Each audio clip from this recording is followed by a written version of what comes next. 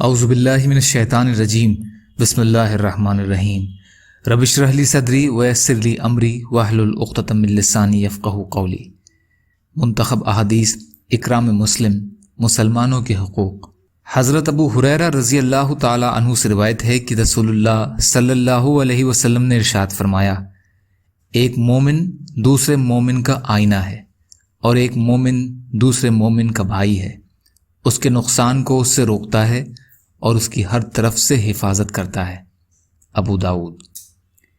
حضرت انس رضی اللہ عنہ روایت کرتے ہیں کہ رسول اللہ صلی اللہ علیہ وسلم نے ارشاد فرمایا، اپنے مسلمان بھائی کی ہر حالت میں مدد کیا کرو، خواہ وہ ظالم ہو یا مظلوم۔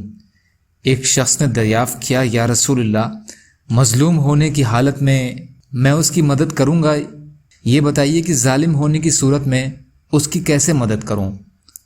اللہ کے رسول صلی اللہ علیہ وسلم نے ارشاد فرمایا، اس کو ظلم کرنے سے روک دو، کیونکہ ظالم کو ظلم سے روکنا ہی اس کی مدد ہے۔ بخاری۔ یا اللہ ہم سب کو کہنے سننے سے زیادہ عمل کی توفیق عطا فرما۔ یا اللہ جو مظلوم ہیں ان کی مدد فرما، جو بیمار ہیں انہیں صحت عطا کر دیجئے، جو قرض میں ہیں ان کے قرضوں کو ادا کرا دیجئے، جو بے روزگار ہیں ان کو روزگار سے لگا دیجئے۔ یا اللہ آپ قادر مطلق ہیں، ہر شے پر قادر ہیں، آپ کے لیے ہر چیز آسان ہے، ہمارے لیے بھی آسانیاں پیدا فرما دیجئے۔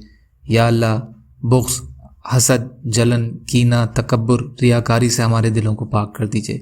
یا اللہ جنت کا راستہ آسان کر دیجئے، یا اللہ جہنم کے راستوں سے آڑ کر دیجئے۔ یا اللہ آپ جیسا بہتر سمجھیں ویسے ہماری حفاظت فرمائیے۔ اللہم اغفر لی وارحمنی برحمتک یا ارحم الراحمین۔ لا الہ الا اللہ محمد رسول اللہ۔ السلام علیکم۔